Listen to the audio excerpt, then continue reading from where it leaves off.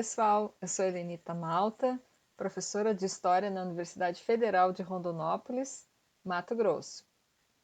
Sejam muito bem-vindas e bem-vindos a mais uma entrevista na playlist Minha História Ambiental. Nessa playlist estamos entrevistando historiadoras e historiadores que se destacam no campo. Nosso objetivo é inspirar estudantes e pessoas em geral a se interessarem por história ambiental. Lutz Global é um canal que surgiu de um projeto de pesquisa científico apoiado pelo CNPq e é também uma iniciativa de história ambiental pública. Para acompanhar essa playlist e todos os nossos vídeos, deixamos o convite para você se inscrever no nosso canal. Assim você nos fortalece para continuarmos esse trabalho de divulgação do conhecimento em história ambiental. Estou aqui com a equipe do Lutz Global, a Sara Rocha Fritz, que é mestranda em História na Universidade Federal de Santa Catarina, e com o Denis Henrique Fiuza, que é doutorando em História na Universidade Federal de Santa Catarina. O nosso convidado de hoje é o professor José Augusto Drummond. Drummond é professor titular da Universidade de Brasília, aposentado. Esteve lotado no Centro de Desenvolvimento Sustentável, CDS, entre 2004 e 2022. Credenciado desde 2004 como docente permanente e orientador de mestrado e doutorado do Programa de Pós-Graduação em Desenvolvimento Sustentável da UNB. É autor de clássicos da história ambiental, como o artigo A História Ambiental, Temas, Fontes e Linhas de Pesquisa, de 1991, publicado na revista Estudos Históricos, e um dos organizadores da coletânea História Ambiental, em 3 volumes, publicada pela editora Garamond. Entre seus temas de estudo destacamos políticas ambientais, história do uso dos recursos naturais, desenvolvimento sustentável, gestão ambiental, unidades de conservação e conservacionismo. Essa entrevista está sendo gravada por questões de ajuste de agendas, mas você pode deixar nos comentários do vídeo suas perguntas, impressões e dúvidas, sobre a entrevista. Gostaria de salientar que estamos usando um programa diferente para a gravação dessa entrevista, porque tivemos problemas com o StreamYard, então estamos usando o Google Meet e gravando com o OBS. Então, se em algum momento a tela ficar preta, alguma coisa ficar diferente, nós pedimos desculpas, mas que não foi possível usar o StreamYard, então talvez esse vídeo não fique tão perfeito quanto os outros. Nós vamos deixar então na descrição também o link para o currículo Lattes do professor, links para algumas das obras dele que nós vamos citar e também o link para o portal Academia do Professor, onde tem todos os textos que ele já publicou. Bem-vindo, Drummond, é com muita alegria que te recebemos no Lutz Global. Bom dia para vocês, obrigado aí pelo convite. Vocês já estão com esse projeto há algum tempo, eu não soube. Um dia bati no... Estava procurando alguma coisa do Donald Wurster e apareceu a entrevista dele, que aliás já está bem longuinha, né? E eu ouvi todo, aí eu vi que era um projeto. Depois eu assisti algumas, do Pádua, da Lise, do Arruda, de quem eu sou grande admirador. Então, até da minha cria, que é o Zé Luiz Franco, né? Mas dele eu não tive tempo de assistir, né? Então, fico feliz de poder me integrar aí a esse projeto e ficar aí na companhia dessas pessoas todas. E aos poucos eu estou vendo aí, vou assistindo aí as entrevistas das outras pessoas. Então, Drummond, sobre a sua formação, você tem graduação em Ciências Sociais, pela Universidade Federal Fluminense, fez mestrado e doutorado nos Estados Unidos, sobre temas que já envolviam questões ambientais, nas décadas de 1980 e 1990. No mestrado você estudou os parques nacionais no Brasil, em especial os do Rio de Janeiro. E no doutorado, o seu tema foi a relação entre meio ambiente, sociedade e desenvolvimento no estado do Amapá. Você tem também pós-doutorado nos Estados Unidos. Você poderia nos contar como e quando despertou seu interesse sobre as questões ambientais na sua vida pessoal, intercalada com a trajetória profissional? Quando aconteceu o seu contato com a história ambiental e por que a escolha de estudar nos Estados Unidos? A minha formação original foi em Ciências Sociais, usando um termo da moda de hoje, um curso que eu hoje avalio, 50 anos depois, eu avalio como um curso bem variado. Não chegou a ser interdisciplinar, mas da maneira que o currículo era desenhado naquele tempo, eu estudei antropologia, estudei ciência política, estudei sociologia, estudei história do Brasil, história mundial, estudei economia e geografia, filosofia, metodologia das ciências, etc. Mas não foi isso que me levou para a questão ambiental. O que me levou para a questão ambiental foi uma coisa mais de vida pessoal. No meu casamento original, todo mundo tem mais de um, né? Eu tenho dois só. Eu tive como esposa uma pessoa que até hoje está mexendo com agricultura orgânica, produção e consumo e tecnologias, etc. E isso me fez morar numa área rural. Eu chamo a minha fase rock rural, né? Porque eu tocava violão e tal, mas durante 5 anos e acompanhar o movimento dela e de pessoas associadas a ela nessa produção orgânica ou biodinâmica. Inclusive, eles liam Lutzenberger, liam Ana Maria Primavesi, e debatiam, etc. Né? Tentavam vender seus produtos, que era muito difícil. E hoje essa organização, muito depois que o casamento acabou, hoje ela é a principal do Brasil, dessa coisa de certificar produtores orgânicos, espalhar a tecnologia. E minha esposa, que está viva, ex-esposa, que está viva e saudável, é líder disso ainda. Né? Mas naquele tempo eu comecei a ler coisas que a gente poderia chamar ambientais. Talvez o meu primeiro tema tenha sido agrotóxicos, porque desse grupo de produtores orgânicos havia vários fitopatologistas, que são pessoas, biólogos especializados ou agrônomos em doença de plantas, né? E eu comecei a ler sobre isso. O Brasil, na época, estava batendo recorde mundial de líder de consumo de agrotóxicos, que, aliás, ele passou agora em 2022, voltou a ser o líder mundial, né, per capita. E hoje, com o tamanho da agricultura no Brasil, o volume físico mesmo de agrotóxico, o Brasil voltou a ser campeão do mundo. Então, esse foi meu primeiro tema, agricultura orgânica e, digamos, a questão dos agrotóxicos. Né?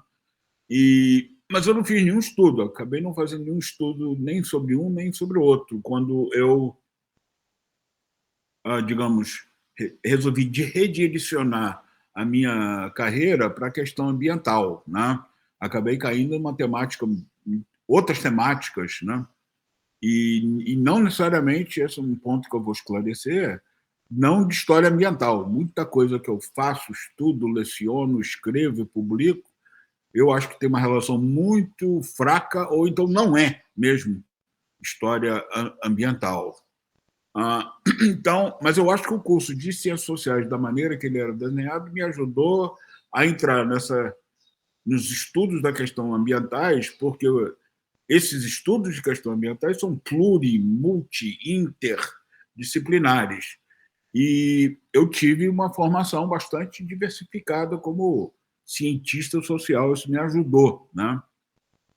Por que eu fui estudar nos Estados Unidos? Eu nasci nos Estados Unidos, eu sou cidadão americano.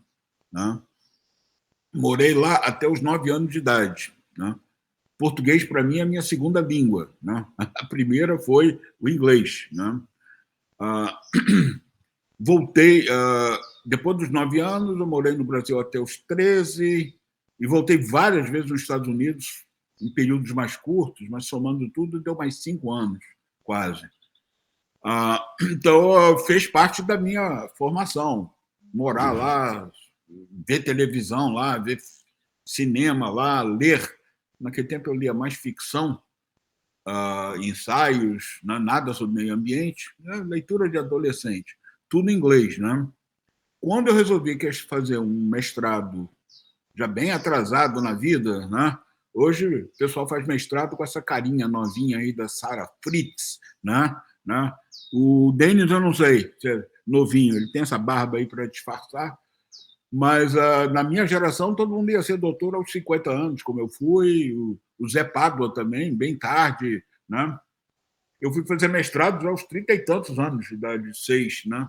Por que eu fui para os Estados Unidos? Não tinha nenhum curso que tivesse o desenho no Brasil, ou melhor, no Brasil não tinha nenhum curso de mestrado que eu considerasse que tivesse um desenho do que eu queria. Eu queria aproveitar a minha formação em ciências sociais, mas também queria estudar a sério questões do que eu chamo hoje de biofísicas, né?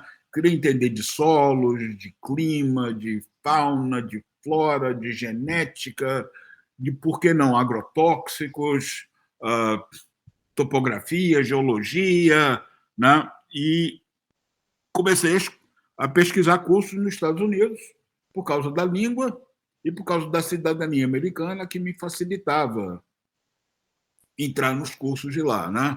Pedir bolsa, essas coisas, né? E acabei acertando uma pequena escola chamada Evergreen State College, no estado de Washington, que não tem nada a ver com a capital, que é do outro lado do país, um estado que faz fronteira com o Canadá, lá no litoral do Pacífico, uma pequena escola estadual que tinha um curso chamado Ciências Ambientais. E foi como entrar num parque de diversões. Eu não sabia em que brinquedo entrar primeiro. Era exatamente o que eu queria. Tinha políticas públicas, tinha coisa de cultura, de filosofia, de valores, etc. Mas tinha flora, fauna, água, mar, correntes, vulcão. Foi uma mistura sensacional. E às vezes eu acho que não durou 2 anos, foram apenas 2 anos. Eu peguei o último ano, a Sara que vai gostar dessa, peguei o último ano de bolsa do CNPq para bolsa de mestrado no exterior. Depois acabou. No ano seguinte já não teve mais. Né? Eu não sabia disso. Eu pedi a bolsa, muita gente pedia, ganhei em 86. Em 87, o CNPq acabou com essa modalidade de bolsa de mestrado no exterior, a não ser com pouquíssimas exceções de algumas áreas muito pontuais que também logo acabaram. Né? Então, eu voltei para os Estados Unidos por causa da língua, por causa da cidadania, e lá eu achei um curso que parecia ter minha cara e teve a minha cara, e me transformou completamente, me jogou na questão ambiental. Né? E continuei o doutorado já em outra escola, e outro curso diferente, chamado Recursos Naturais e Desenvolvimento, Land Resources, não, Recursos Naturais Terrestres, porque tinha um doutorado em recursos naturais aquáticos. Né? Mas acabou que eram dados na mesma unidade, no mesmo instituto, e eu tive contato com outros cursos de doutorado dentro desse instituto, né? Inclusive monitoramento ambiental, inclusive, como é que chama aquilo? Sensoriamento remoto, inclusive política ambiental, geografia ambiental, antropologia ambiental. Mas foi um curso bem diferente e foi nos Estados Unidos, na Universidade de Wisconsin, uma das maiores universidades lá dos Estados Unidos. Ela compete em termos de tamanho, em termos de recurso, com as grandes universidades particulares que são do leste dos Estados Unidos, Harvard, e Yale, e Princeton. Ela concorre em termos de grandes professores, grandes linhas de pesquisa, tem recursos, número de alunos, etc. Né? Então, foi um curso bem sucedido, mas não foi um curso tão empolgante quanto o mestrado. No mestrado, como a Lenita falou, eu fiz uma tese que foi sobre os parques nacionais brasileiros. Espremendo os tomates de tudo que tinha naquele curso, eu entrei para esse lado de conservação ou preservação de recursos naturais por via de áreas protegidas. Né? Aí eu fiz um balanço geral de como estava a situação de áreas protegidas no Brasil e depois fiz um estudo sobre cada um dos 4 parques nacionais que havia no Rio de Janeiro. Todos eles ainda existem, agora tem um 5º, não, que eu não estudei. E eu fiz um livro, uma parte era sobre os parques nacionais e áreas protegidas nacionais, e a outra foram estudos, eu não vou chamar de profundidade, porque não tinha muito como pesquisar na era pré-internet, estando lá em Washington, estudar os detalhes sobre o Parque da Tijuca, o Parque da Serra dos Órgãos, que hoje eu moro aqui pertinho. Né? Você perguntou onde eu moro, né, Helenita? Eu moro a 3 quilômetros da entrada do Parque Nacional da Serra dos Órgãos, que eu estudei, publiquei. Eu frequentava ele como garotão, acampando e fazendo trilha e olhando pássaro, como é que chama? Bird watching, que é uma coisa que eu gosto desde jovem, né? Então, foi um estudo sobre áreas protegidas. Agora, já no doutorado, eu já fugi disso um pouco. Eu fugi bastante, porque eu cheguei à conclusão que toda área protegida tem coisas não protetoras em volta ou dentro, né? Que hoje, para mim, é uma coisa óbvia, mas no tempo que eu fiz a dissertação, eu achava que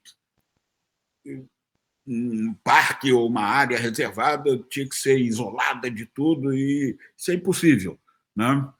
Então, eu estudei como que um estado muito bem preservado, com a mata muito bem preservada, lá do Amapá, era o estado que tinha, e até hoje tem menores taxas de desmatamento, como que isso tinha convivido com um grande projeto minerador que funcionou lá durante 50 anos, de 48 até 97.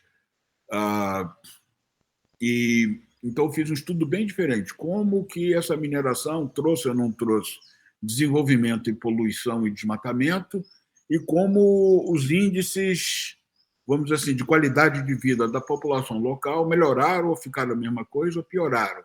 Então, eu voltei um pouco para a sociologia, para as ciências sociais, e ficou uma coisa bem diferente da dissertação de mestrado. Mas nesses 2 campos, né, de áreas protegidas e, vamos dizer assim, os efeitos de grandes projetos sobre a sociedade e a natureza, foi por aí que eu desenvolvi a minha carreira. Né? Então, vou parar aqui, porque eu acho que eu respondi as 3 perguntas. Respondeu sim, ótimo. Você falou?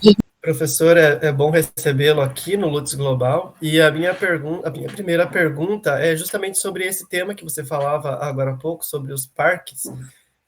Uma das suas principais pesquisas é justamente sobre a preservação ambiental e o desenvolvimento dos parques nacionais aqui no estado do Rio de Janeiro. E nas suas passagens aí pelos Estados Unidos, você comenta que você combinou, né, os seus estudos na história ambiental e a análise das políticas ambientais. E você poderia falar um pouco mais, então, sobre essa combinação da história ambiental com a análise das políticas ambientais, especialmente para aqueles pesquisadores que estão aí iniciando na história ambiental? E o tema dos parques, eu vejo que é um tema bem interessante e acredito que seria bem fértil aí para os historiadores ambientais. Então, você poderia falar um pouco mais sobre isso? E também um pouco sobre a sua pesquisa sobre os parques, né? Você iniciou já falando ali, mas eu gostaria de saber se você encontra espaços nesses parques que são plenamente de preservação ambiental ou se há uma complexidade, se há limitações e como que então, uma pesquisa com parques de preservação, se eles são geralmente iguais ou se tem diferença em parques de preservação, conservação, entre outros.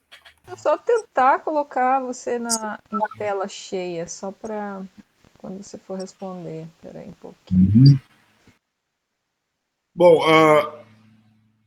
eu não saí para o mestrado com um projeto de combinar história ambiental com outra coisa, porque meu primeiro contato com história ambiental foi nesse curso de mestrado. Um dos professores, tinha 7 professores no meu programa, que era um entre vários lá na pequena escola que eu estudei, e um deles era um historiador. econômico, que estava fazendo a transição dele, pessoal, para a história ambiental, né? Que em 86 ainda era uma coisa, não vou dizer nova, mas ainda não estava bem estabelecida, né? E ele deu um curso que ele chamou Environmental History e transtornou a minha cabeça, entendeu? Lee Worcester, Lee Cronon, Lee White, Lee não sei o que, blá, blá, blá. Isso foi dar naquele artigo que vocês citam aí, que é muito importante, dos temas, né? Porque eu estudei isso numa disciplina e aproveitei algumas coisas nesse livro, que consolidou publicou a minha dissertação de mestrado, né? Está devidamente amassado e as páginas devidamente ficando amarelas, né? Mostrando a idade, né? Não só do autor, mas como do livro, né? Agora, como eu falei, o curso de mestrado, o Denis, lá não era de história ambiental. Tinha um professor de 7, os outros eram geólogos, geógrafos, hidrólogos, ecólogo, química e tinha o estatístico, né? Então, o currículo não era de história ambiental. Tinha uma disciplina optativa que eu fiz e que me marcou muito, né? E que me levou para esse caminho de aproveitar a história ambiental para fazer a dissertação que eu tinha que fazer. Agora, o curso também tinha todo um componente de análise das políticas ambientais americanas, de onde é que vieram, quem que brigou por elas, de quem brigou contra elas, se foi o Congresso que levou para frente, se foi o Executivo, se o Judiciário ajudou, atrapalhou, né? Se a cultura capitalista muito pouco regulamentada dos Estados Unidos ajudou ou não ajudou. Na verdade, ajudou muito a devastação, né? Então, esse lado também me pegou, por causa do meu passado ainda recente, de cientista político, sociólogo e tal. Fiquei muito interessado em todos os conflitos e alianças em torno da edição de questões, não só de preservação, mas questão como energia nuclear, questões como construção de grandes barragens, questões de mineração, tudo foi estudado ali. Então, já foi uma combinação que o curso me ofereceu, Dani. Quer dizer, tinha história ambiental, mas também tinha essas histórias que eu chamo questões contemporâneas, né? De onde, como é que as políticas estão sendo aplicadas, né? Eu separo essas duas coisas. Eu fiz muito mais estudos de política ambiental ao longo da carreira do que de história ambiental. E a política ambiental geralmente são coisas contemporâneas. Às vezes você precisa recuar alguma década, etc., mas você não precisa ir para o Big Bang, né? Você não precisa ir para a colisão e separação dos continentes, né? Não precisa ir para as grandes mudanças climáticas do mundo e as extinções de massa. Você não precisa para fazer um estudo sobre como é que está funcionando um parque nacional. Você não precisa ir lá atrás. Você pode historiar coisas mais recentes e vai acabar historiando coisa social também, né? Então, esse blend, essa mistura, veio do próprio curso. E eu entrei nela um pouco sem consciência do que estava acontecendo. Quer dizer, eu sou sociólogo, então vou aproveitar a parte aqui e estudar nesse livro como é que foram feitos os parques nacionais no Brasil, quem foi que brigou a favor, quem foi contra, qual foi a participação das elites ou da população local, né? Os cientistas, como é que eles participaram ou não, né? Enfim, então não foi uma coisa planejada, não foi uma coisa que veio da qualidade excelente do curso que eu tive e da maneira como eu reagi a ele, né? Aceitando todas as influências que ele podia me dar, né? Eu esqueci o resto do que você perguntou. Você quer repetir? Sobre pesquisar os parques, né? Quais as suas principais dicas aí para quem gostaria de entrar numa pesquisa assim? Como que foi a sua pesquisa sobre os parques, especificidades, se tem limitações? Olha só, hoje o Brasil tem centenas de áreas protegidas, né? E que não são só parques. tem reserva extrativista e tem estação ecológica, tem floresta nacional, onde se corta madeira, é uma área protegida, se corta madeira. Mas se corta, teoricamente, dentro de planos de manejo, etc. Né? E temos 2 órgãos, primeiro o IBAMA, mais antigo, e o ICMBio, que estimulam, de certa forma, pesquisas feitas por pessoas de fora, né, dos 2 órgãos, sobre vários aspectos desses parques. Né? Eu sempre estudei o que o povo chama de gestão, como é que os parques estão sendo geridos, o que é uma coisa muito ampla. Tem a ver com a relação das populações do entorno, ou, às vezes, as populações que moram dentro dessas unidades de conservação, o que elas fazem, como é que elas vivem, como é que o governo local lida com um parque que é nacional, às vezes lida mal, né? Às vezes lida bem. Como é que ONGs internacionais, nacionais ou locais, né, conseguem apoiar esses parques. Né? E o próprio IBAMA e o ICMBio, eles têm suas próprias linhas de trabalho, de pesquisa, que você também pode estudar. Né? Não necessariamente um ponto de vista muito histórico. Né? Por exemplo, agora o Zé Luiz está orientando um rapaz lá no CDS, o Hugo, e ele faz parte de um grupo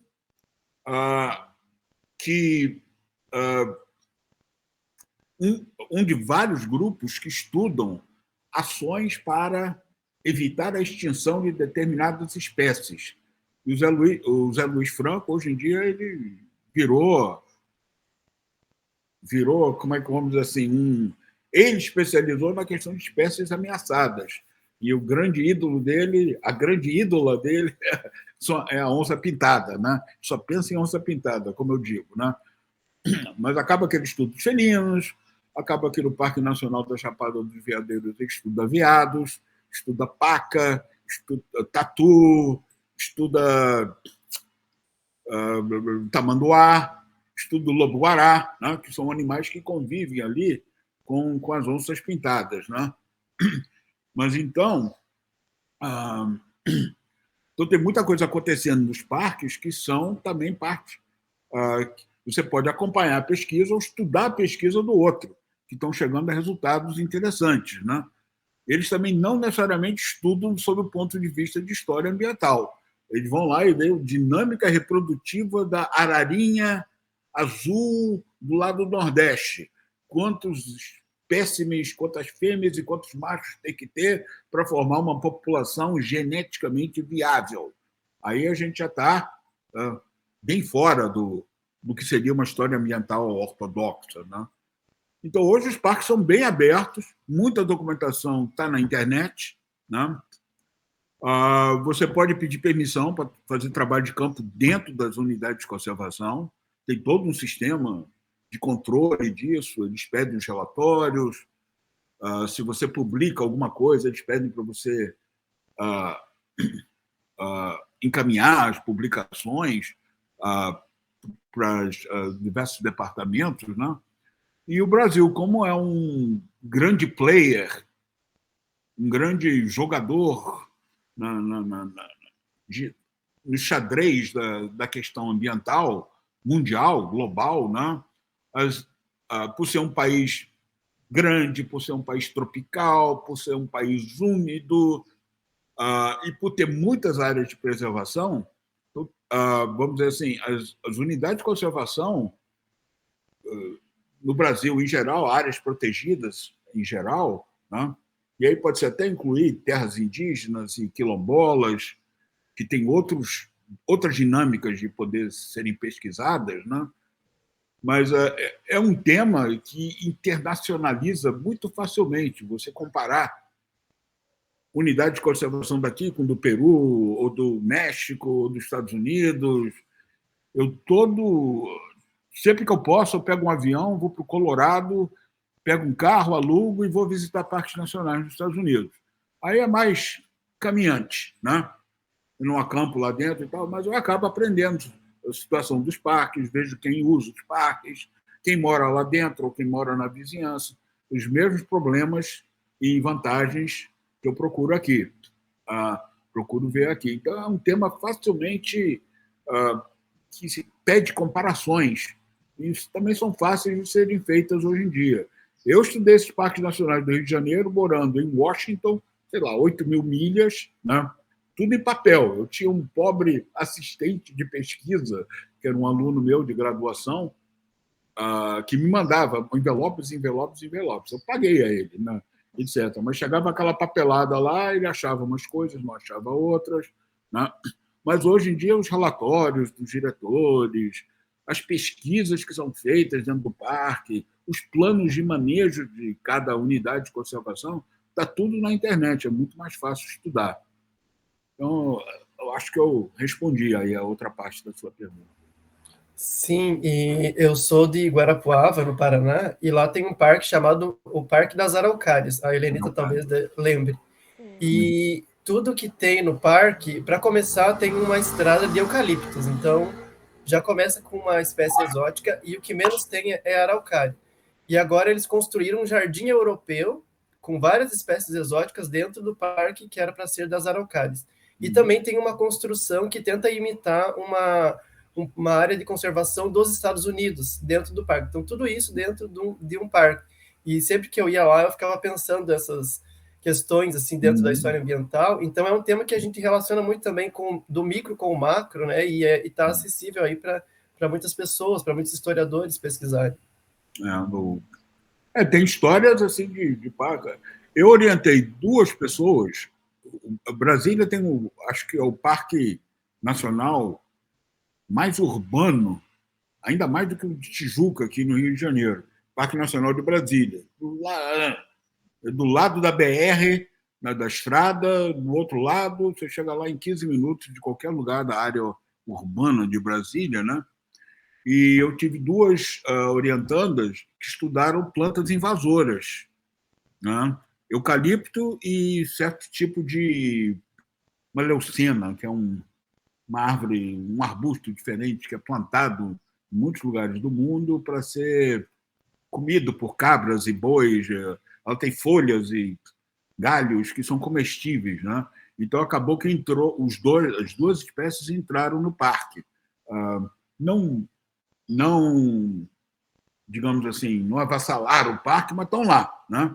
Então elas foram estudar de onde vieram essas espécies exóticas, o que o parque, os gerentes do parque e funcionários fazem em relação a elas, tenta cortar, tenta envenenar, tenta neutralizar, tenta opção de coisas, né, que podem ser feitas. E as 2 eram ecólogas, né, mas se interessaram pela história do parque recente, não uma história, como eu falei, lá do Big Bang. De onde vieram essas plantas exóticas? Cada uma escolheu uma, e as 2 trabalhavam juntas, identificando e fotografando e fazendo amostras, levando para laboratórios para identificar se era mesmo as plantas que elas estavam estudando. Acharam outras plantas que não são nativas do Cerrado, né? Então, era uma linha de pesquisa que eu gostaria de ter feito mais, mas eu não achei mais alunos que tivessem esse tipo de interesse. Ficaram esses 2, que são fizeram 2 teses muito boas, e isso virou também, eles viraram artigos muito, muito interessantes, né? E Nacional de Brasília era onde que o Lutzenberger morava quando era ministro. É? Sim, achou uma casa lá dentro do parque. Lá, hoje tem alojamento para pesquisadores. É um parque assim, meio esquisito. Ele tem piscina. As pessoas vão lá na piscina artificial. Exatamente essa história da piscina aí com o Lutzenberger. Ele transformou a piscina num lago, botou plantas aquáticas lá. São umas piscinas enormes e tal, que o povão usa, leva filho, leva o gato, não, leva o gato, o cachorro não pode, mas vai a vovó, vai o tio, vai o sobrinho, as pessoas chegam ali de van e usam. Eu acho legal que o parque, eles chamam de essa parte de uso intensivo do parque. Trilha e subir lá os morrinhos que tem lá, aí já não vai tanta gente lá nesses outros lugares. Mas tem histórias assim muito esquisitas e de gestão do parque, criar um jardim de coisas exóticas dentro de um parque. Quem planta coisa exótica é jardim botânico. Jardim botânico é para isso, entendeu? Eu não vejo por que um parque nacional, estadual, né, está ali para proteger os remanescentes de uma vegetação nativa, vai promover sistematicamente amostras de espécies invasoras. Eu vou aqui no Jardim Botânico do Rio de Janeiro, tem plantas do mundo inteiro, né? Não é uma unidade de conservação, né? É jardim botânico, né? Enfim. Então vamos para a Sara. Sara Fritz. Então, eu queria dar um oi para todo mundo que está assistindo, né? Qualquer horário que seja, um oi para o professor também, muito feliz de receber aqui. E a minha pergunta é um pouco sobre alguns desses trabalhos que a gente já vem citando, dos seus artigos pioneiros, né, na história ambiental no Brasil. Então, seu contato nos Estados Unidos, eu acho que quando vem para cá traz muita coisa nova ali, né, na década de 90. Então, acho muito difícil hoje em dia alguém, um historiador ambiental, que não tenha lido esse seu artigo comentou da história ambiental, temas, fontes, linhas de pesquisa, né, que foi publicado na Estudos Históricos em 91, ou o ensaio Por que Estudar a História Ambiental no Brasil.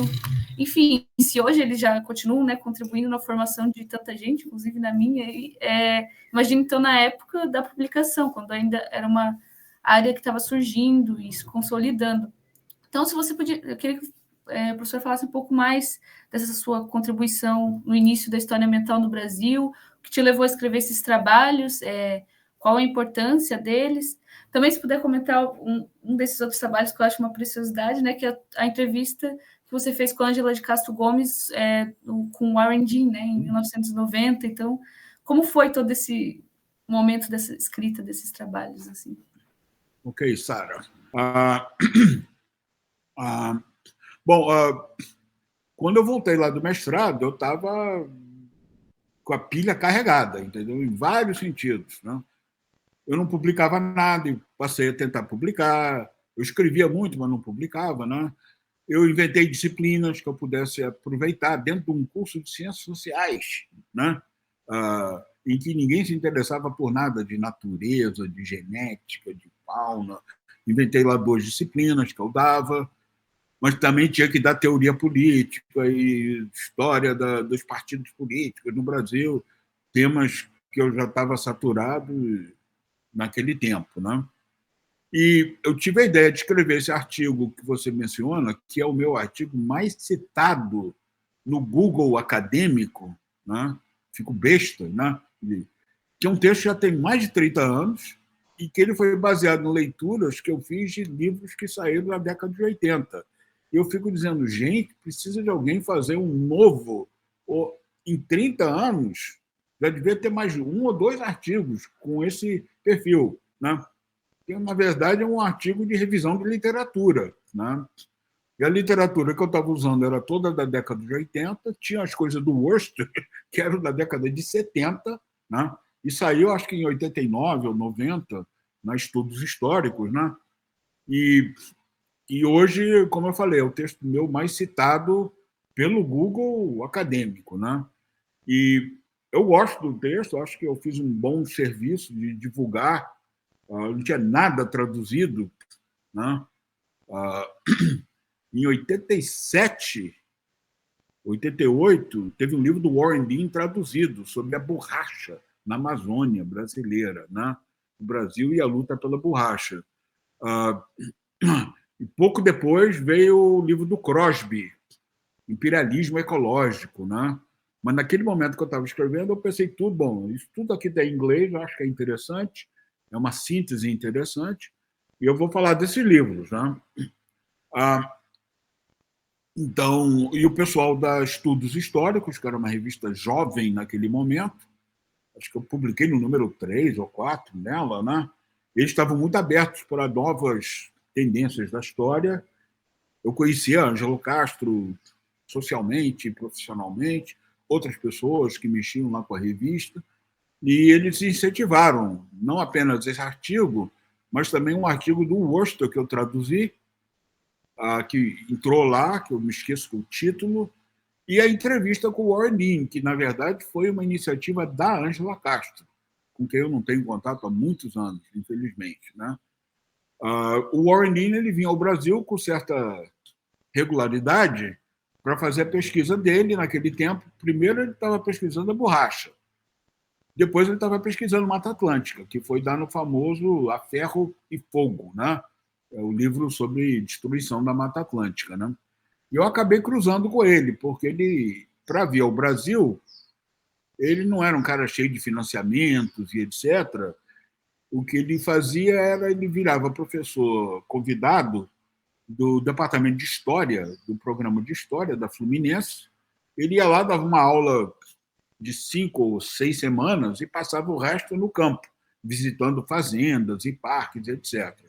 E alguém falou para ele que tinha um americano lá, o americano era eu. Ele um dia me abordou e você... Eu não tinha ainda, quando eu conheci ele, eu não tinha ido para Evergreen ainda não, né?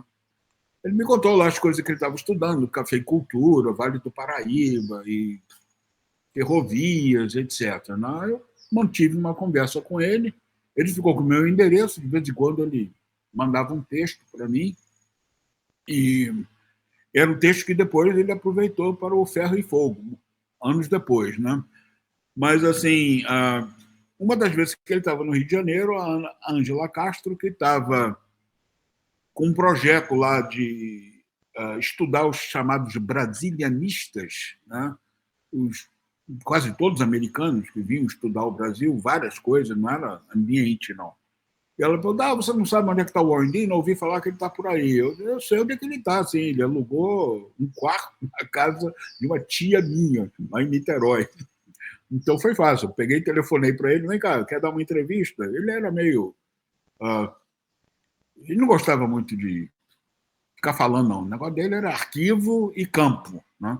Mas acabou que a gente conseguiu fazer ele sentar e fazer aquela entrevista. Ela tinha lido uma parte da obra dele, eu também tinha lido, né? E acabou que a entrevista ficou legal, entendeu? E ele não era de dar entrevista, nem mesmo lá nos Estados Unidos, entendeu? Então ficou uma coisa meio rara, assim, né? E depois acho que foi a própria Ângela Castro fez um livro com as entrevistas, né? Ela foi publicada na revista e depois como uma coletânea de entrevistas, né? Então, a partir daí eu mantive contato regular com ele. Quando eu fui fazer doutorado em Wisconsin, a gente trocava telefonema e ele mandava textos para mim. Ele não pedia para eu ler, não, mas eu lia lá. Eu não tinha segurança para chegar e fazer rabiscos e sugestões e mandar de volta para ele, mas eu lia, comentava, assim, né? E eu me lembro que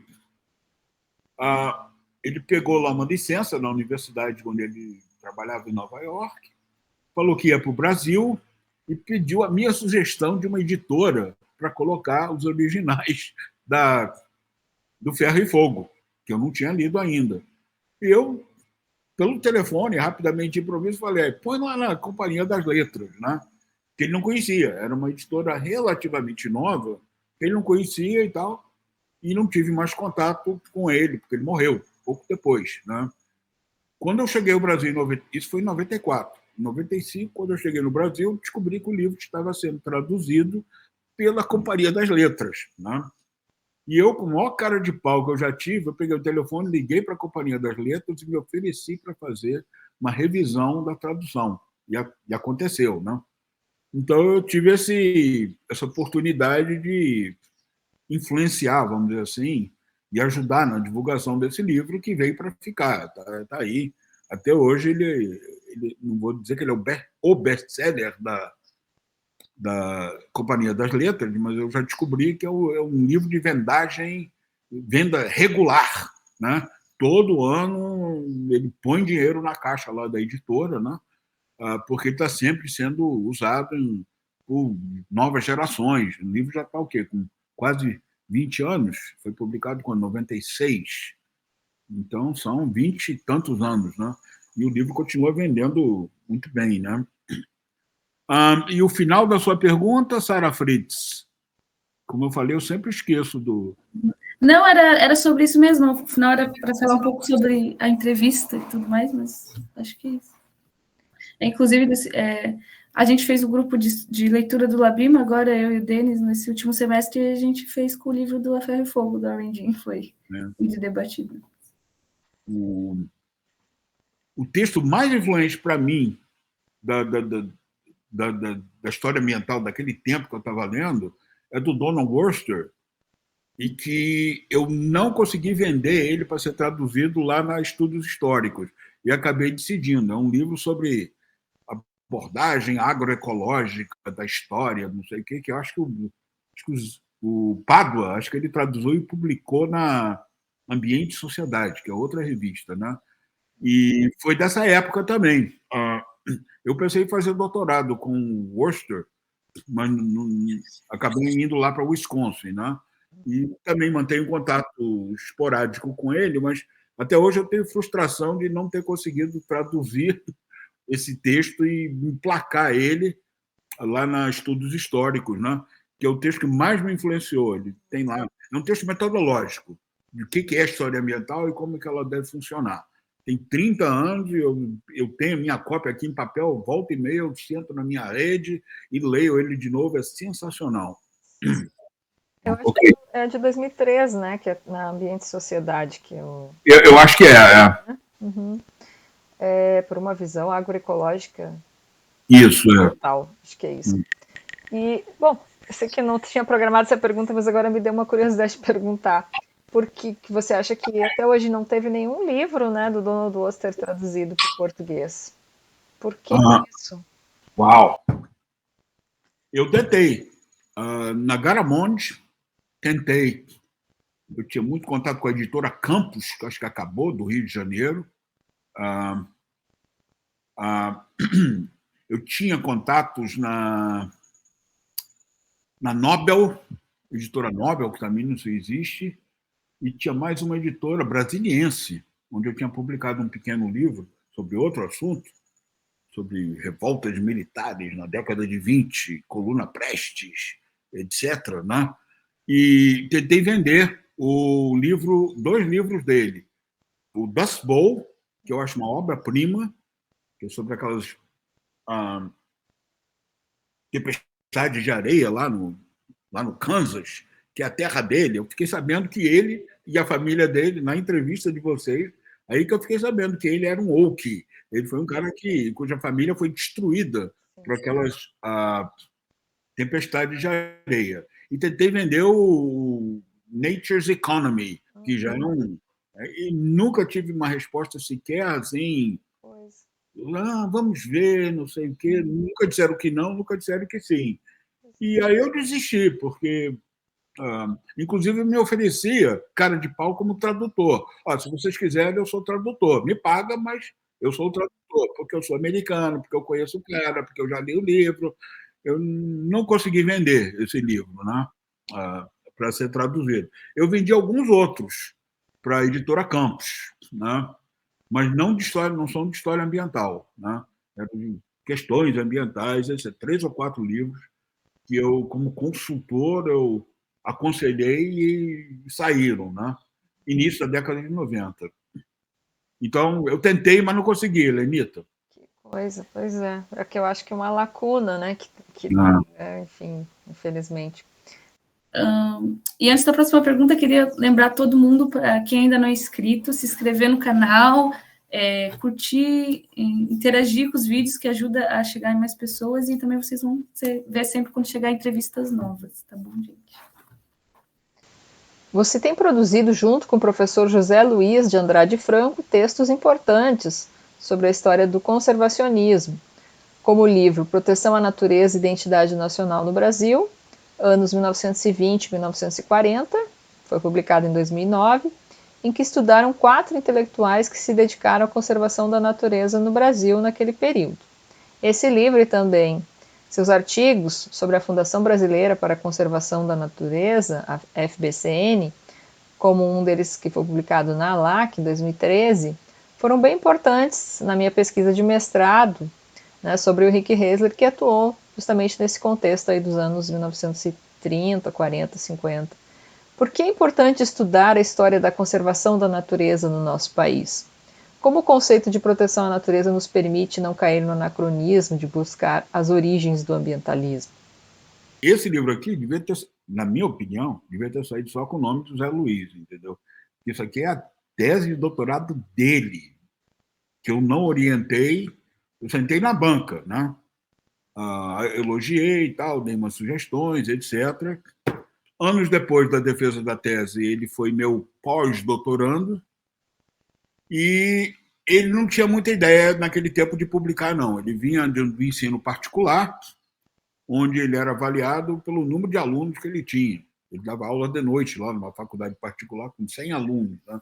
Uma vez ele me levou lá para dar aula, era um massacre, entendeu? Aula de 8h30, às 10h30, 80 alunos dentro de sala de aula. Era uma disciplina optativa que ele dava, que eu não me lembro qual era o nome. Né? E quando ele começou a trabalhar comigo, dentro da temática geral de conservação e preservação da natureza, etc., né? A gente retomou a tese dele e eu falei, olha, cara, você quer fazer carreira acadêmica? Né? Tem que publicar artigo. Essa é a moeda de troca que tem, não sei até quando. Já era naquele tempo, ainda é hoje, eu não sei por quanto tempo vai ser. Né? Aí a gente fez a seguinte operação, pegamos a tese dele e passamos o machado, assim, que nem separando diferentes partes da carne, blá, blá, blá, e fizemos artigos sobre cada um dos 4 intelectuais, né? Outro, mas que era um pouco mais assim de antecedentes, e outro sobre a FBCN. E ele publicou 6 artigos, acho que em 5 anos. Né? Isso. E no final do pós-doc ele fez prova lá para a história e passou lá. Ele, como é que chama? Até hoje ele é professor do departamento de história lá da UNB, né? Então foi uma operação interessante, porque pegamos a tese dele, repartimos, né? Foi, como é que chama aquilo? Crime da mala, né? Repartimos tudo, só não botamos dentro de uma mala. Publicamos em 4 revistas diferentes, ou 5 revistas diferentes, né? E isso ajudou a deslanchar a carreira dele. Eu já tinha publicado bastante coisa e me ajudou também.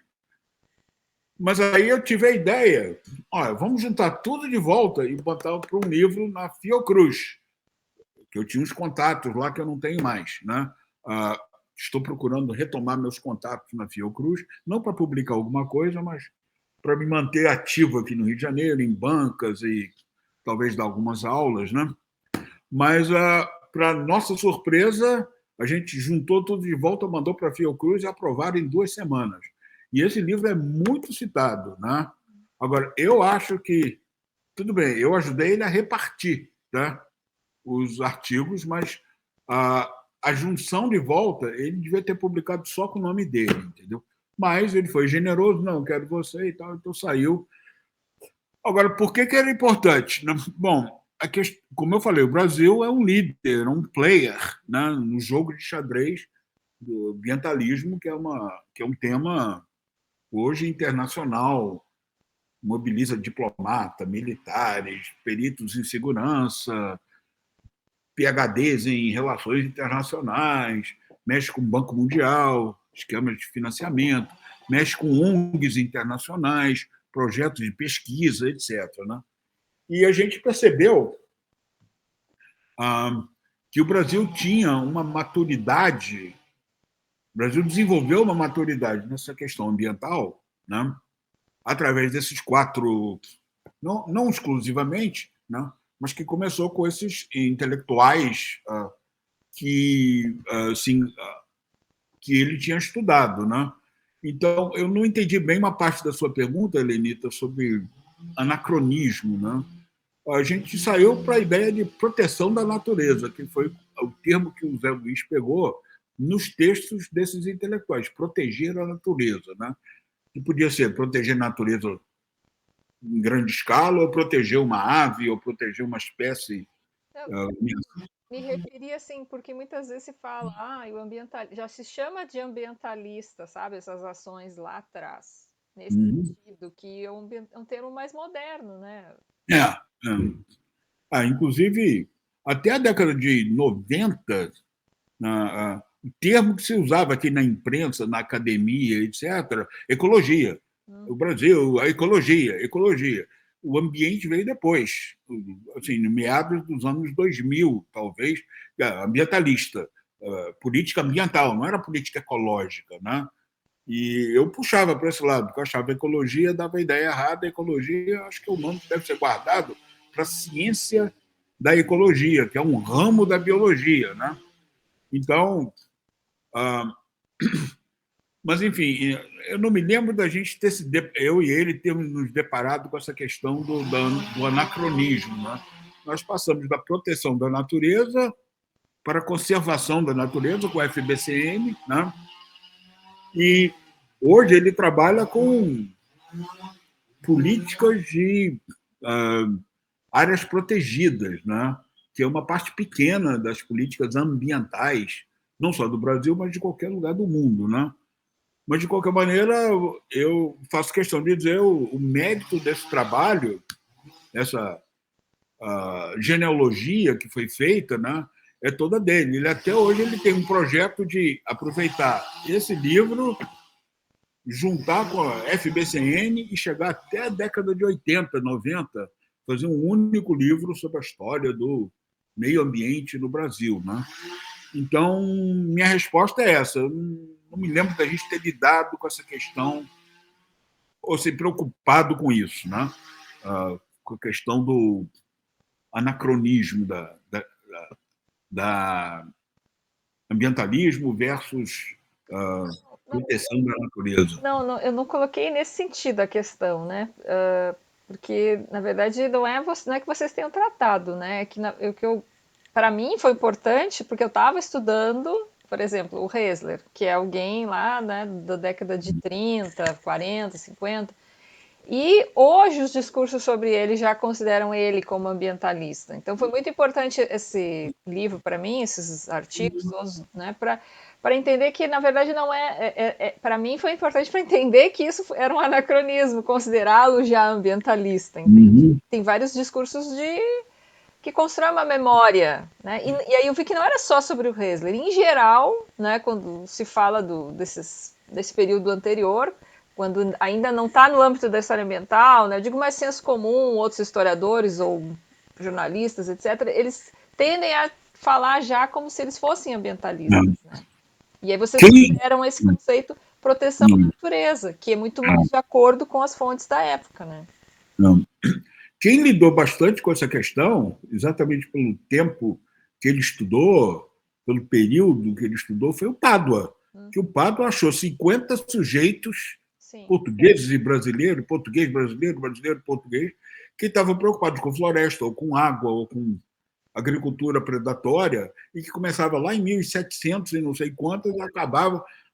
E, durante um tempo, eu participando, eu lendo coisas dele, etc., ele achava que aquilo eram antecedentes do ambientalismo. Eu me lembro do Viola, Eduardo Viola, que hoje não está mais no campo ambiental, estritamente, está mais nas relações internacionais.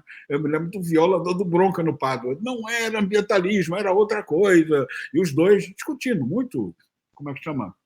Civilizadamente, porque eles são amigos, eu sou amigo dos dois também, e o Pádua insiste, não, são os antecedentes do ambientalismo. Depois ele mudou, né? Não, são pessoas que se preocuparam com os recursos naturais, com a gestão, aí entrava a questão da escravidão, entrava a questão da agricultura predatória, entrava a questão da exportação, né?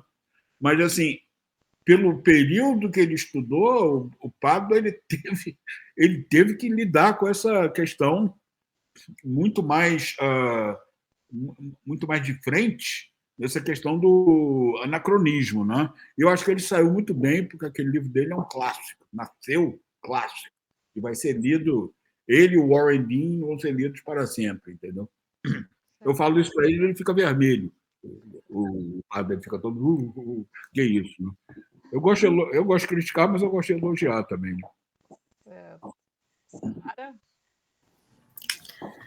Então,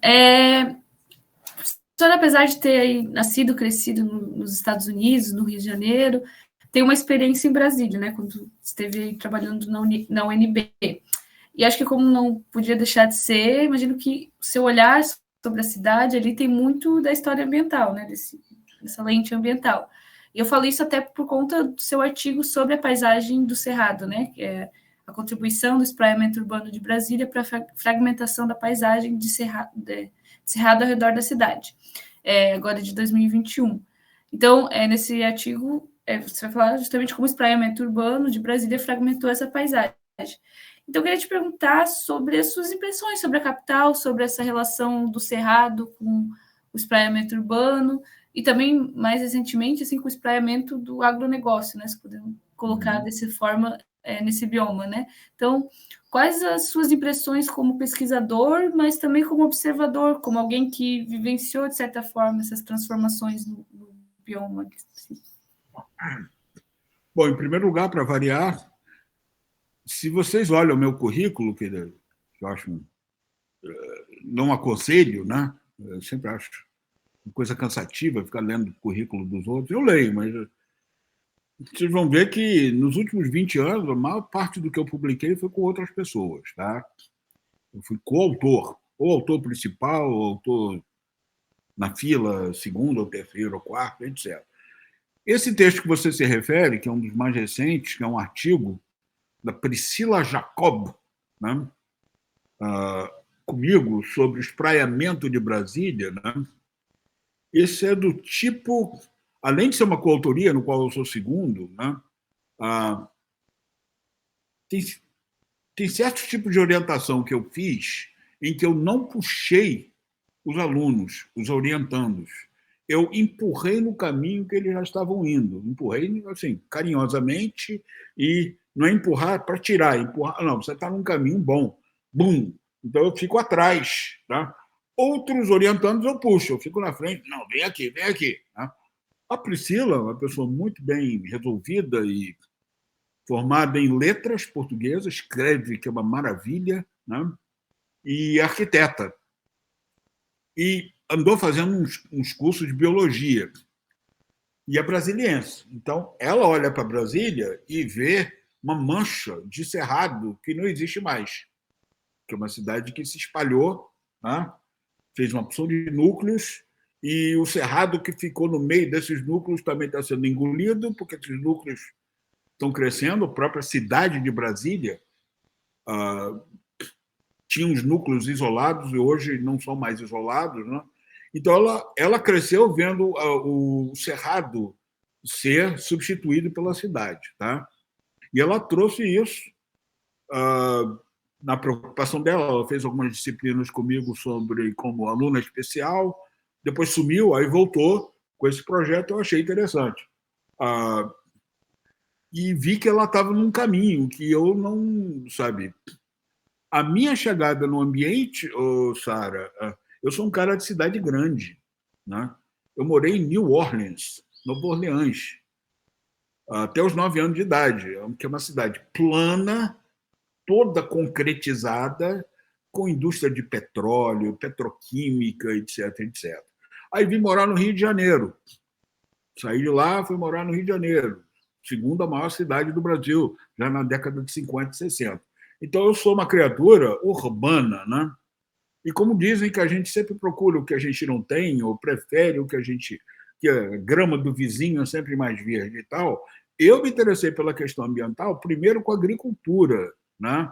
E depois eu vi que a agricultura era muito, como é que chama? Muito civilizada, muito citadina, muito urbana, né? Aí fui para o que eu chamo áreas de fronteira, né? Áreas selvagens, wilderness. Eu me interessei por essa questão, influenciado por história ambiental. Então, eu olho para Brasília pensando, talvez isso não esteja expresso no texto publicado aí, com a Priscila Jacob, né? Eu olho Brasília como um grande projeto que entrou no meio do Cerrado há 70, 80 anos atrás, né? Como se fosse uma hidrelétrica, como se fosse uma estrada, como se fosse uma mineração, como se fosse um porto ou um aeroporto. Um empreendimento que ocupou um lugar onde não tinha nada. Né? Ali eram 3 ou 4 fazendas de gado extensivo. Né? Tem fotografias que te mostram lá como é que era o terreno de Brasília. Não tinha uma cidadezinha ali que foi aproveitada, nada. Era cerrado puro, né? Que não existe mais. Né? Então, Brasília, para mim, foi um grande projeto. É ainda um grande projeto. Hoje é a terceira maior cidade do Brasil. Né? Se somar tudo ali dentro do Distrito Federal, é a terceira maior cidade do Brasil, resultado do censo agora. Bateu Recife, bateu Salvador, bateu Curitiba, né? Bateu Belo Horizonte.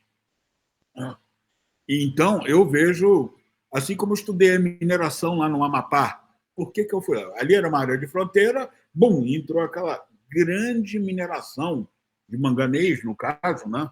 E que significou um investimento de capital, de equipamento, de pessoas, de técnicos, de trabalhadores braçais, de tudo, fenomenal para a época em que aconteceu, para um estado que não era nem estado.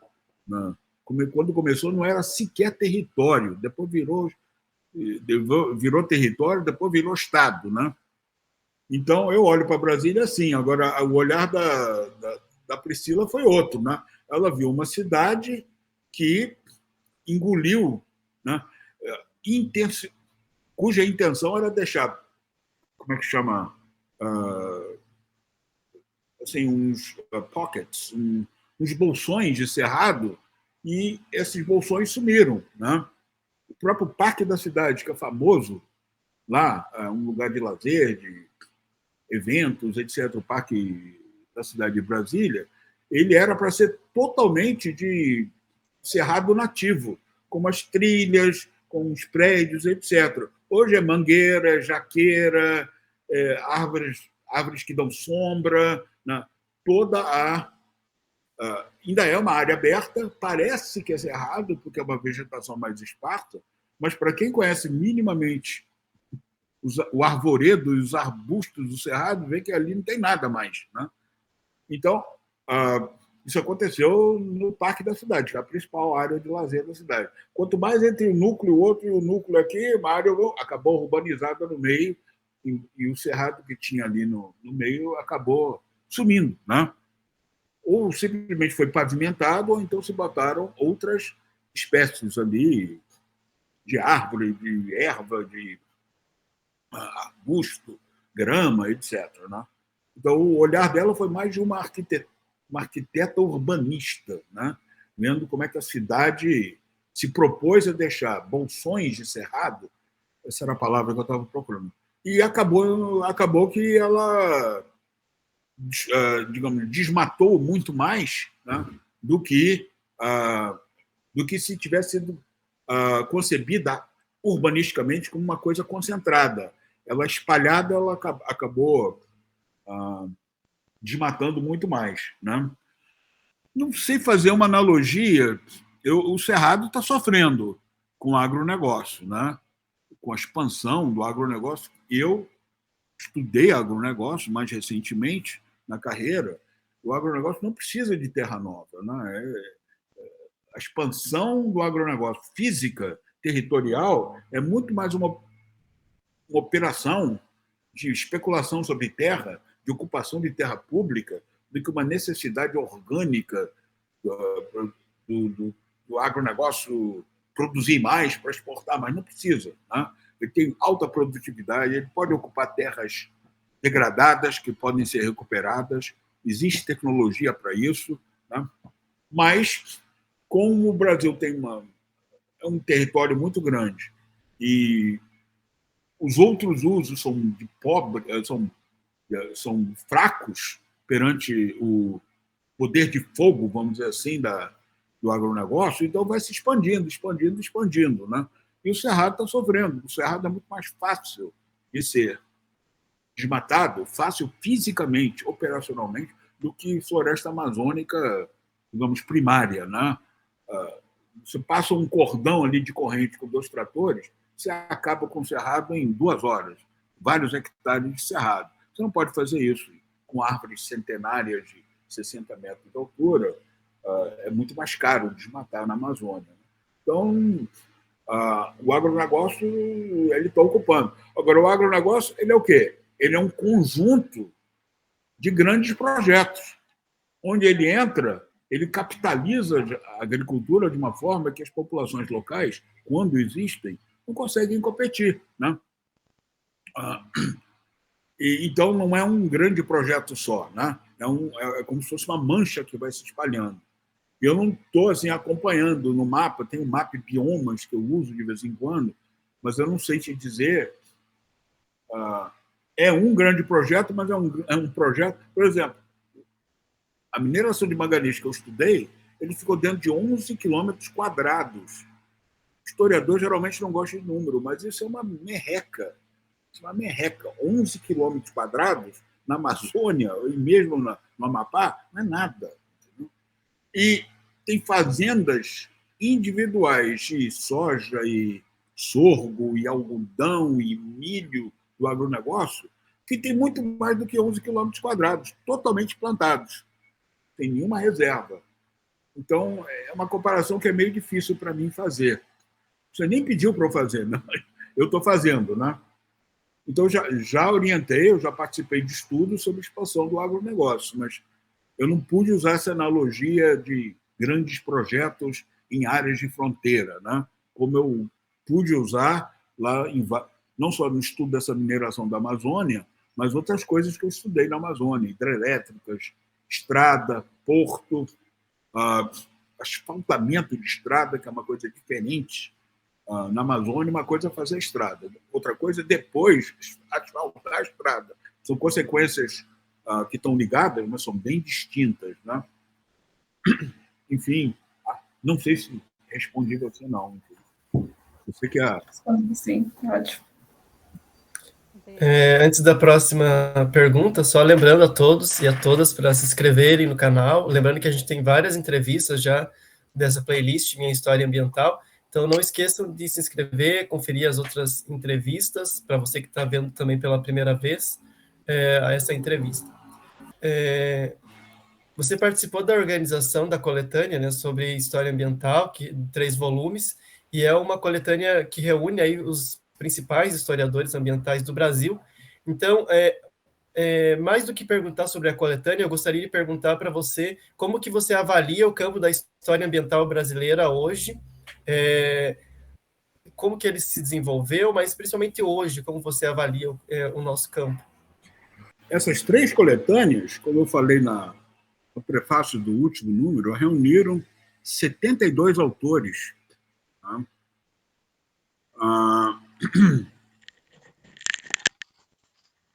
Acho que são 52 textos e 72 autores, porque vários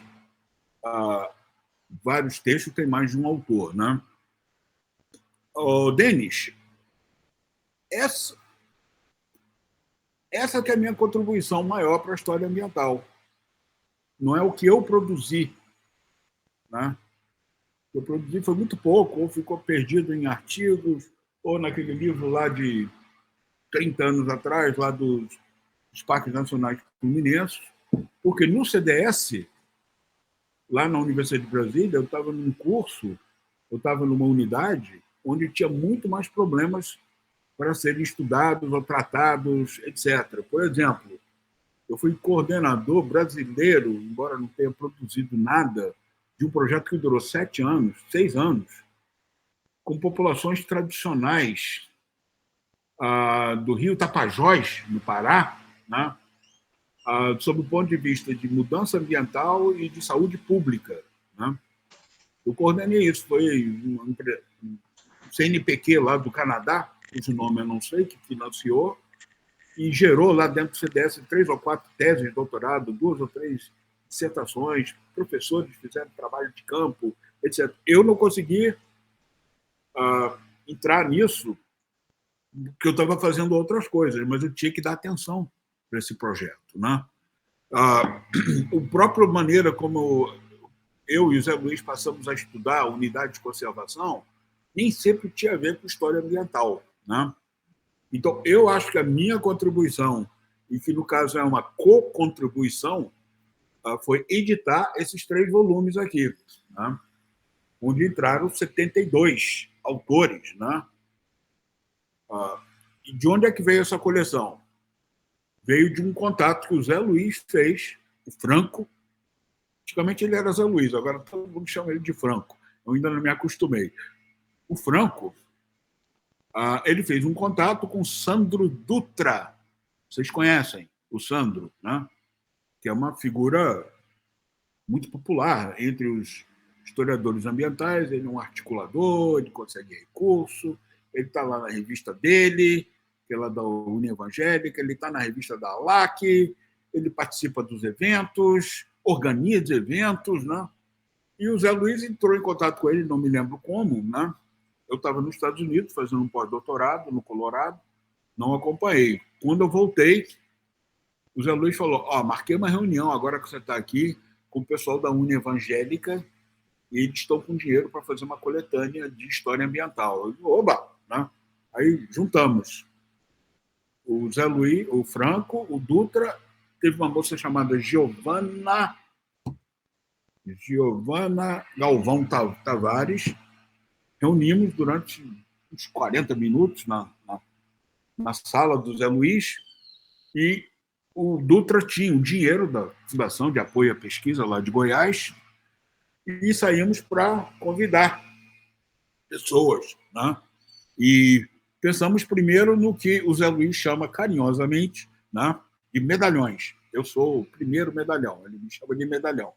Pessoas já consolidadas na área. Pensamos no Pádua, pensamos na Lise, pensamos no Gilmar Arruda, nomes mais conhecidos. Aí a gente viu que encheu, dava para fazer um volume. Ele falou, depois a gente vamos chamar os mais jovens, ou os mais iniciantes, né? Muitas vezes, como é que chama? Orientados por esses medalhões, né? E depois ainda sobrou mais. Eu estou respondendo sua pergunta, viu, Dani? Ainda sobrou mais. E a gente viu que ficou gente de fora do segundo volume. O primeiro foi de 2012, né? Estou falando do ano de publicação só. O segundo foi 2016, e a gente viu, não tinha mais dinheiro. Dinheiro mesmo não tinha. A FAP, lá de Goiás, não queria, financiou os 2 primeiros, não queria financiar mais o terceiro, né? A gente procurou outros recursos e tal, mas vimos por quê. Por que a gente fez isso? Porque a gente viu que tinha uma outra geração de pessoas mais jovens. Né? Eu não me lembro onde é que a Helenita entrou, não me lembro. Né? Não sei se ela entrou no segundo ou no terceiro. Né? Terceiro. Entrou no terceiro. Então, porque ela é jovem, né? Ela é sou muito jovenzinha. Jovenzinha, né? E fizemos questão de não repetir os nomes dos medalhões, nem dos medalhinhos, né? Pegamos alguns autores estrangeiros, nos 3 volumes, né? Então, juntamos, em 8 anos, 72 autores, né? Que fizeram 52 textos, né? Todos inéditos, com exceção de um texto lá do Christian Brandstrom, que é americano, né? Ele pegou e traduziu e adaptou um texto que ele tinha de polêmica dele com Warren Dean. E, inclusive, eu ajudei um pouco ele a fazer essa adaptação, porque eu achei que era um tema bem importante.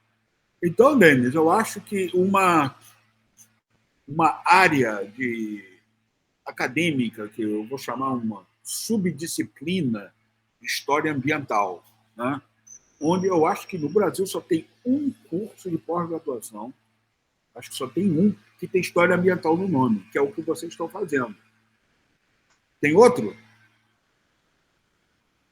Olha, eu acho que... Eu ainda perguntei isso para Eunice, ela me falou que não tinha, há 2 anos atrás, quando eu virei titular. Né? Ela foi da minha banca. Eu disse, Eunice, você continua com o monopólio, né, da história ambiental como nome e como área de concentração? Assim, o pessoal de Minas Gerais, da Regina Horta, criou uma área de concentração de história ambiental, mas não está no nome do programa.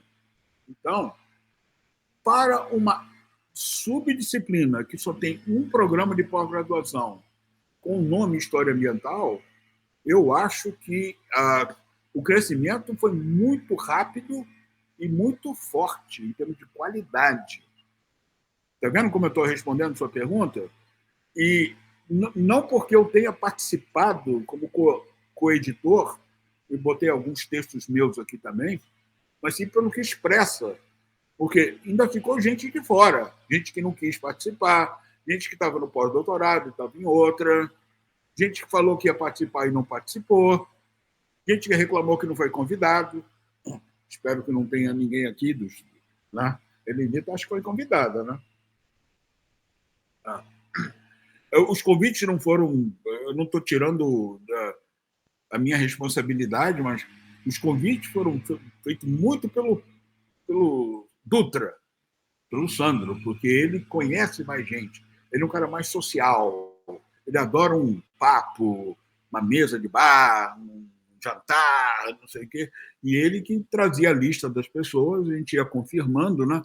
Mas, de qualquer maneira, você conseguir 72 autores publicarem 50 textos em 8 anos, acho que por uma história que não tem um apoio institucional na área de pós-graduação tão forte quanto outras áreas têm, né? Se fosse falar de história da cultura, ou história econômica, ou história colonial, ou história política, você tem vários programas aí que se somam e isso estimula a produção dos professores, dos seus orientados, etc. Eu achei que besta. Isso aqui, ó, esse último volume ficou com 538 páginas, né? E grande parte e ficou um volume muito, se vocês me permitem, sulista, né? Tem uma grande incidência de sulistas aqui, expressando, né, em parte, a produção do pessoal eu chamo de pessoal da Unice, né? Os crias então tem muito, não só das temáticas, como dos autores do Sul, a própria Helenita, a Samira, o Gerhard, o Clayton, e alguns outros aqui que Se eu não me engano, também tem um diálogo com a história da ciência e da saúde, né? E tem um artigo, entre outras autoras, é a nossa atual ministra da Saúde, a Nízia Trindade, se eu não me engano. A Nízia, não, eu não tenho. Espera aí. Tem artigo dela? Tem um artigo dela. Eu acho que tem um artigo dela. É sobre o rondonismo, sobre o papel do Rondon, que ela escreveu com 2 outras pessoas. É a ministra atual, ainda não caiu, não, né? Não caiu, não. Não, ainda não. Não. A Nízia é socióloga, eu conheço ela do meu tempo que eu era sociólogo. Muito boa, muito efetiva, e levou a sociologia dela para esse campo Ela começou estudando fronteiras, se vocês não sabem, né? Área de literatura, de viajantes que iam para lugares ermos. O Brasil não é longe daqui, acho que é o nome do livro dela. E ela levou isso para endemias rurais, primeiro, e hoje e depois para a saúde pública, e virou presidente da Fiocruz, né? Já por 2 termos, né? Enfim, então ela entrou numa das coletâneas, né? Mas enfim, então ainda ficou gente fora, gente que reclamou, eu não me lembro quem é, não vou dizer, não é o momento de dizer isso, né? O Paulo não me convidaram, o Paulo não me esperou, eu falei que ia mostrar, mas eu estava no pós-doutorado, não dava, sabe? Eu queria acabar esse terceiro e descansar e pedir para ser titular e me aposentar. É porque é muito trabalho organizar coletânea. Nossa Senhora, muito trabalho. Ainda mais eu estou envolvido em outra coletânea agora que não tem a ver com história ambiental, tem a ver com a temática lá de desenvolvimento sustentável do CTS. Somos 5 editores, ninguém se entende. Eu sou o malzinho e os outros 4 são os bonzinhos, né? Eu voto para cortar, para não presta, pedir para refazer, não, vamos dar mais prazo para as pessoas e tal. Já estamos há 1 ano nisso, né? E me chamaram por causa da experiência que eu tenho de coletâneas. Claro. Eu disse, só que vocês querem fazer coletânea com coração mole, mas tem que ter coração puro. É porque sempre as pessoas pedem mais prazo. Isso aí é de praxe, né? Ninguém esse negócio de dá 5 meses, 6 meses para escrever e todos os autores entregarem, isso simplesmente não existe. Sim. Agora, Sim. chegou um momento que ó, fulano não apareceu, fulano está no pós-doutorado, fulano está em crise, já está 6 meses atrasado. É bem Eu isso. corto. Sim. Então, a gente sempre pede, né, para uma pessoa que é amiga, conhecida, né, enfim, da pessoa entrevistada, para dar um depoimento, né, falando da importância do nosso entrevistado para a história ambiental. E no caso, então, do professor José Augusto Drummond, a gente chamou, então, o professor José Luiz de Andrade Franco, que é, né, enfim, até como o professor Drummond já citou, parceiro de, né, pesquisas e textos, enfim. Então, nós vamos assistir aí um pequeno depoimento. Eu conheci o José Augusto Drummond no ano 2000. Ele estava voltando dos Estados Unidos, do doutorado, né? E assumiu um cargo no Ministério do Meio Ambiente. Eu já conhecia a obra dele, né? Muitas das publicações dele, publicações de história ambiental, né? E eu chamei ele para minha qualificação do doutorado, né? Posteriormente, em 2002, ele foi da minha banca de doutorado também. Ele tem um papel muito importante na história ambiental brasileira, não só pelos seus escritos de história ambiental, né, sobre a devastação e a conservação no estado do Rio de Janeiro, né,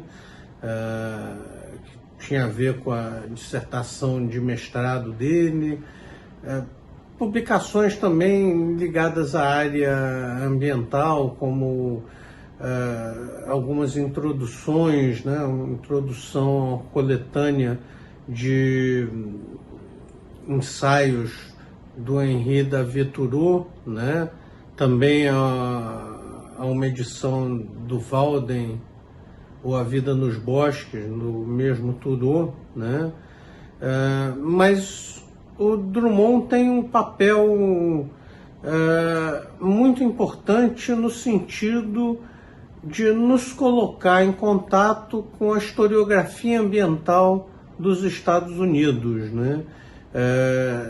No início da década de 1990, ele vai organizar um dossiê para a revista Estudos Históricos, né? Um dossiê sobre história ambiental, né? Nesse dossiê tem um artigo do Donald Worcester para fazer história ambiental, né? Que todos os historiadores ambientais leram, né? Aqui no Brasil, e também um artigo do próprio Drummond, né? Que mostrava o que vinha sendo produzido pela história ambiental americana, né? Então, ele trouxe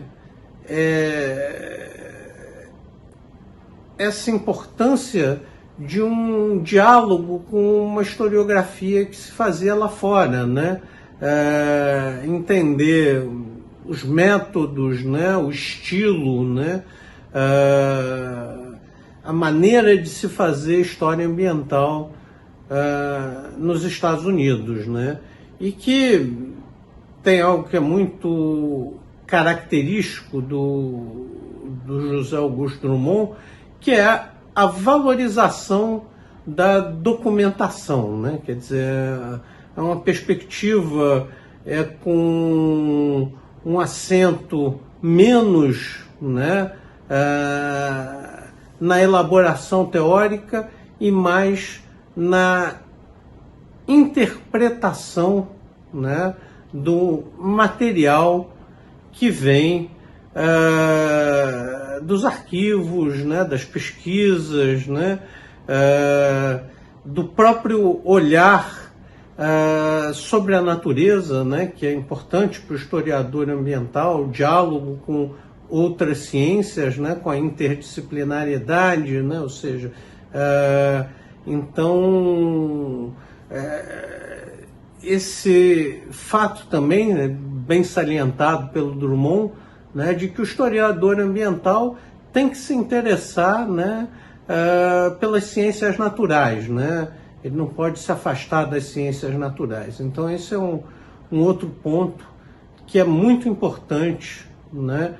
E que o Drummond salienta muito, inclusive em artigos que ele escreveu, né? Trazendo essa importância e como o conhecimento das ciências naturais nos ajuda a fazer boa história ambiental, né? Então, gostaria de terminar com esse ponto, né? A importância de um diálogo da história ambiental com as ciências naturais. Então agora a gente vai fazer uma novidade aqui, algumas perguntinhas rápidas, né? Um jogo rápido, algumas perguntas para a gente conhecer mais, então, o professor Drummond. Isso, então essa nossa nova sessão, ela busca focar em perguntas rápidas para responder com uma palavra, professor. Então vamos começar. Livro que você está lendo? Our Common Ground, um historiador americano, John Leslie, sobre terras públicas nos Estados Unidos. Histórico. O livro que você gostaria de ter escrito? Walden, de Henry David Thoreau. Livro que daria de presente para alguém?